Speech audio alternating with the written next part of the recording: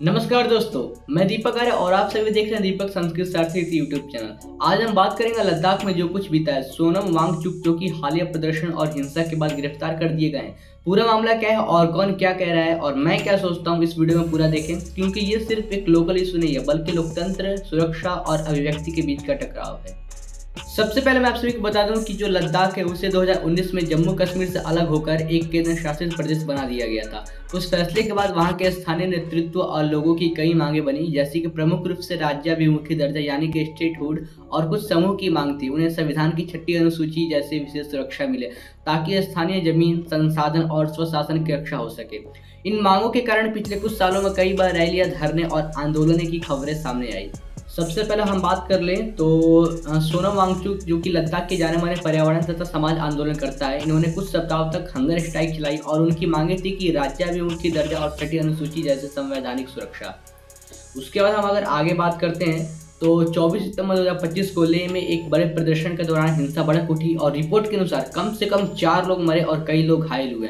Police के कुछ स्थानों पर फायरिंग की और कई सरकारी संपत्तियों को भी आग लगा दी गई। मतलब कि हम बात करें तो सेम टू सेम जिस प्रकार नेपाल में अभी जो हुआ आप सभी जानते हैं, सेम वही सिचुएशन ऐसा लग रहा है जैसे हमारे लद्दाख में है। इसके बाद प्रशासन ने बहुत बड़े कदम उठाए। मोबाइल इंटरनेट को जो ब्लॉक कर दिया गया, कर्फ्यू लगाया गया और जो वांगचुक को गिरफ्तार कर नेशनल सिक्योरिटी एक्ट यानी कि एनएसए के तहत हिरासत में लिया गया।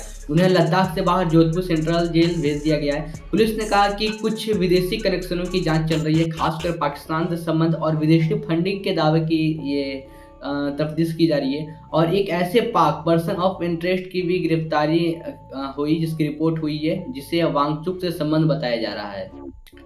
अब बेहद जरूरी हिस्सा है कि कौन क्या कह रहा है और किसके पास क्या सबूत है। पुलिस का कहना है कि वांगचुक के भाषणों और गतिविधियों से कुछ लोगों में असामाजिक तत्वों ने भड़कन पैदा कर दी और हिंसा हुई। उन्होंने विदेशी कड़ियों और फंडिंग की जांच का हवाला दिया। प्रशासन ने यह भी कहा कि स्थानीय सुरक्षा को मद्देनजर रखते हुए उन्हें लद्दाख में रखना ठीक नहीं था, इसलिए स्थानांतरित कर दिया गया। अब बात करी जाए कुछ समर्थक और कुछ विपक्षी दल की, तो वो कहते हैं कि वांगचुक का आंदोलन शांतिपूर्ण था और गिरफ्तारी अभिव्यक्ति की आज़ादी पर कड़ा कदम है। वे एनएसए जैसे गंभीर धाराओं के इस्तेमाल पर सवाल उठा रहे हैं। क्या यह सुविधाजनक राजनीतिक दमन का रास्ता तो नहीं? सच बताऊं तो उन्होंने किस प्रकार से भाषण दिया और क्या वो चीज़ शांतिपूर्ण थी या नहीं थी, इसके बारे में आप सभी जो है अभी वीडियो देख ही पा रहे होंगे स्क्रीन पर, तो इससे आप सभी अंदाजा लगा सकते हैं।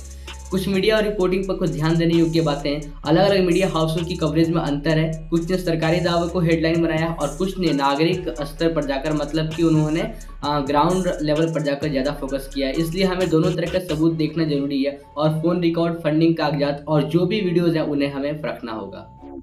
मैं मानता हूं कि सरकार के सुरक्षा के मुद्दे पर कोई समझौता नहीं करना चाहिए, परंतु किसी भी लोकतंत्र में आरोप प्रत्यारोप के बीच अदालत और खुले सबूतों का रोल होता है।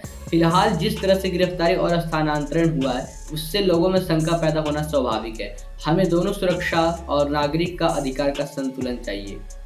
अगर हम सच में लद्दाख के लोगों का हित चाहते हैं तो सिर्फ दमन या सिर्फ वोट बैंक राजनीति से काम नहीं चलेगा। समाधान राजनीतिक, संवैधानिक सुधार और स्थानीय भागीदारी में है। दोस्तों, मेरा आपसे विनम्र निवेदन है कि जब भी ऐसे संवेदनशील मामले सामने आए तो तथ्यों की पुष्टि करें, सिर्फ सोशल मीडिया पोस्ट देकर फैसला ना करें। स्थानीय आवाज़ों पर ध्यान दें। प्रायः असल में पीड़ित वही होते हैं जिनकी जुबान पर कमी जो है सुनी जाती है।